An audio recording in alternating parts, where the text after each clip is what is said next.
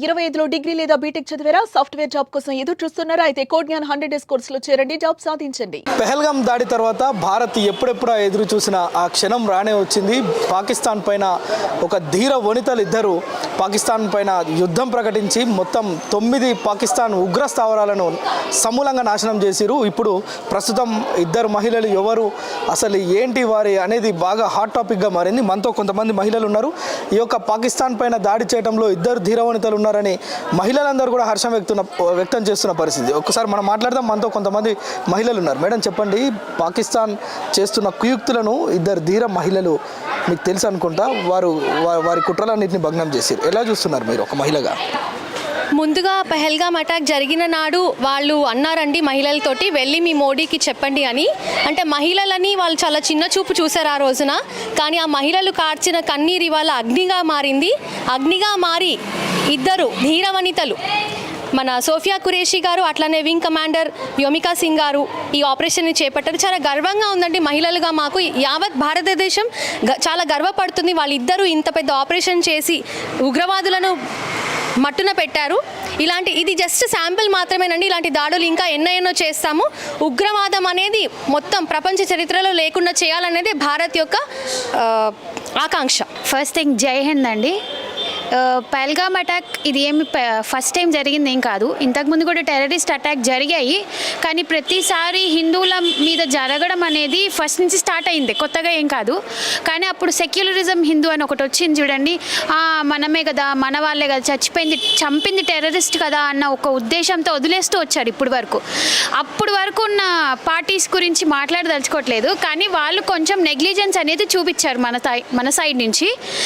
ఈసారి వచ్చింది Modi government and I'm very proud to say I have voted for him, and as a Hindu I feel really proud. ఆయన ఒక ఎలాంటి ఇది తీసుకొచ్చాడంటే ఒక ధైర్యాన్ని నింపారు నాకు తెలిసినంత వరకు. అండ్ ఈ పెహల్గాం అటాక్కి వెళ్ళిన వాళ్ళు కూడా lady warriors, I really salute them. And ఇంకొకటి ఏంటంటే, హిందూ మీద జరిగిన దాడి ఇంకా జరగకూడదు. మన హిందుత్వాన్ని మనం కూడా కాపాడుకోవాలి. ఇది జరిగిన తర్వాత ఇప్పటికైనా కొంచెం బుద్ధి తెచ్చుకొని మన కల్చర్ని మనం ముందుకు తీసుకెళ్ళాలి. అండ్ మోదీ గవర్నమెంట్కి నేను ఇంకొకసారి థ్యాంక్స్ చెప్తున్నా. ఎవడైతే దరిద్రుడు చెప్పాడు కదా వెళ్ళి మోదీకి చెప్పుకోమని, వాడికే చెప్తున్నా, వెళ్ళే మోదీ నువ్వు పైన ఉంటావు నాకు తెలిసి చచ్చిపోయి. ఇప్పటికే మోదీకి చెప్పాము, మోదీ వచ్చి నిన్ను మట్టును పెట్టాడు. ఓకేనా? జై హింద్. మన్యం పుణ్యం తెలియని జంట, వాళ్ళు ఎన్నో కళలతోటి వాళ్ళు బయలుదేరినారు ఏదో సరదాగా గడుపుదామని. అలాంటి జంటను కూడా అసలు హతమార్చేసిండ్రు. ఆడదానివని నిన్ను వదిలేస్తున్నా అని ఆ అబ్బాయిని చంపేశారు. ఆడదానిని వదిలేస్తున్నా అన్నదే అది మన హిందూ ధర్మానికి ఒక స్త్రీ శక్తిగా ఆమె వచ్చి మళ్ళీ అదే ఒక కాళీ మాతలాగా ఇద్దరు వెళ్ళి అక్కడ అటాక్ చేయడం జరిగింది. దానికి మన భారతదేశము, మన హిందూ సంప్రదాయము అన్నీ మనకు అండగా ఉన్న మన భారత యావత్ ప్రపంచానికి కూడా వీళ్ళు చాటి చెప్పినారు ఆ ఇద్దరు మహిళలు. వాళ్లకు నా జోహార్లు. ఇప్పటి వరకు మన భారత్ కేవలం టెర్రరిస్టుల స్థావరాలను మాత్రమే మట్టుపెడుతూ వచ్చింది.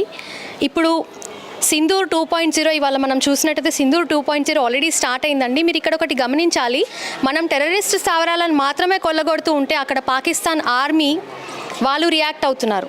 ఒకవేళ వాళ్ళు టెర్రరిస్టులకు అగెయిన్స్ట్ అయితే వాళ్ళు ఎందుకు ఆర్మీ ద్వారా మనకి సమాధానం చెప్పాలని చూస్తున్నారు, మొదటిది.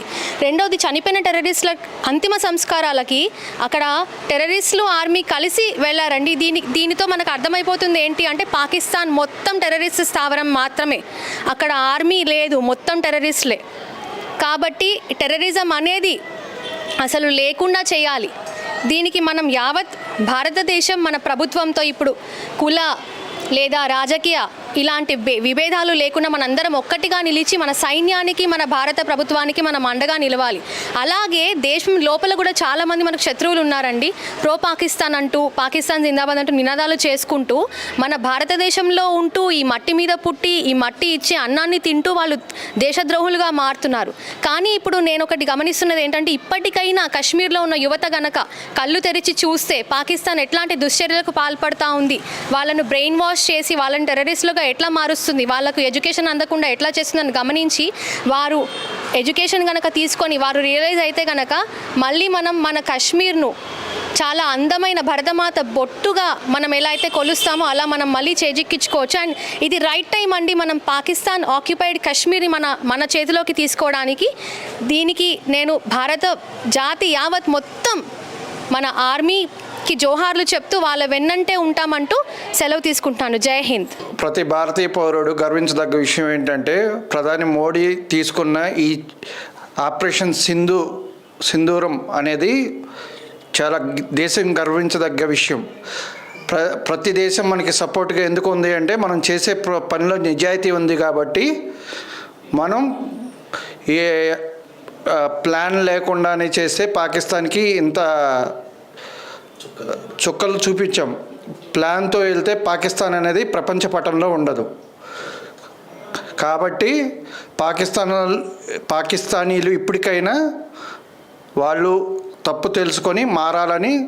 పహల్గామ్ మీద దాడి చేయడం అనేది చాలా బాధాకరమైన విషయము.